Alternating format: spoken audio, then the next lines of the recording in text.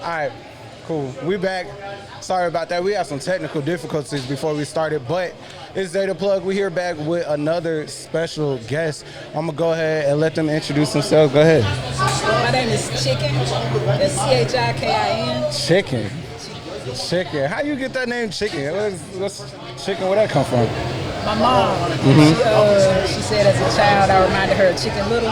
Oh, so this is a mother given name. Yeah, it just stuck. Yeah. So that's what I was just about to get into that before you said it stuck. How do you get out the neighborhood with a name like that? How do you get down the street? How you start, making friends with a name like Chicken? Because everything is cool until you gotta come in the house and your mom like Chicken, and everybody like, who's she talking to? Like, so how do you go up the block with a name like that and embrace it?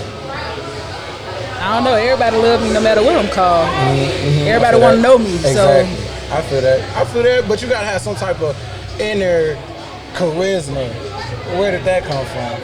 You gotta have it, because as kids, we know before our time, even though our parents try to clip our wings early, how did you keep that confidence and not be, some kids sit down, shut up, and they go with that. They become those type of adults. But as a kid, with a name like Chicken, that already sounds vibrant, that already sounds lively.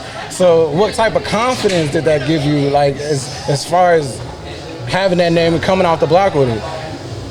I've just always been so free-spirited. So it never really mattered. It was different. Yeah. And I just switched up the spelling. So I just went with it. That's fire. So normally I kick it off with where I'm from, because obviously I rep everything Atlanta. So where are you from? Let the people know where you're from. Great, baby, ATL. Exactly. See, I get lucky. I always get people from home, so it make it easier for that. So I'm a Grady baby as well.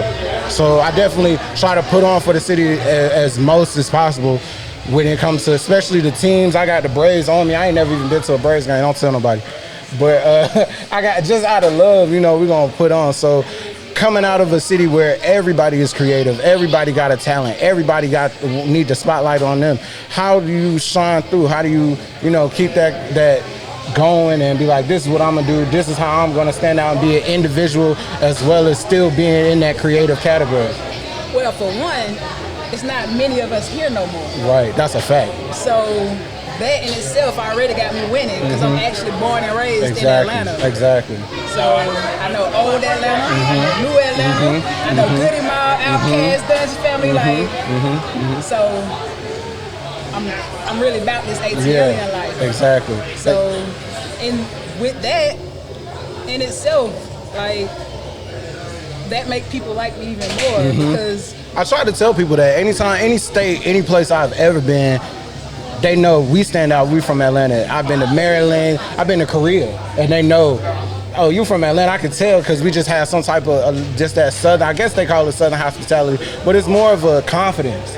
We kind of, especially Grady babies, we kind of built with I don't know what they was putting in the incubators around that time. I don't know what they was hooking us up with, but most people who still here, who's still trying to, represent for the city, we doing well. We trying to keep it going. So as far as how you got your start, let the people know how that came about. All right, funny story. So there's this hat that I have. It's an Outkast hat. On the front it says beets and mashed potatoes. On the inside of it is actual pictures of Dre and Big Boy. Nice. I ran into a dude at this Edgewood block party. He had one on, but I've never seen anyone with it. Got to chop it up with him. Told him that I wanted to get back into art, because when I was younger I used to draw. I was never a painter though. So he invited me over to his house to an event he had. He called it Pull Up and Paint. His name's Vic. He go by Born Artist Official. From there, I picked up the brush again, and I ain't never stopped. This was just 3 years ago. That's dope. See, being a creative and having that different mindset, the pandemic showed how important we are. A lot of people, we struggle getting paid, being taken seriously, trying to move to another level of elevation and separate ourselves from mediocrity. Right. Because being creative and being a hustler, that's two different things. That's something I was just talking about. A lot of people come to the city and they'll try to, being from Atlanta, we know that too well. They'll try to come and steal the flavor and then take it back where they from and like it's theirs. Or they'll come to our city and kind of do us better than us. mainly because we Southern. We like stuff to be chill. We like stuff to be laid back, and we don't mind sharing. We grow up with cousins, not friends. Yeah, we grow up with cousins, not friends. So that's a whole different thing. But so for me, I think the difference between a hustler and a creator is a hustler get out here and just pretty much steal anything just to put it out and get some money. A creative is actually going to give a piece of you, piece of themselves in whatever it is that they hustle. Exactly. So make you feel like you got to steal, make you feel like you needed this. Right. Like, so when I paint or whatever, almost all of my art is incorporating music somehow, lyrics of some sort, because being an Atlanta native, all I do is listen to music. Exactly. People don't even understand. That's like the heartbeat of how we move. Right. So I always find a way to incorporate music or lyrics and, of course, show that I'm from Atlanta. So you're going to see a lot of aliens. You're going to see music or hear music that you probably never even heard before, because that's how it is. So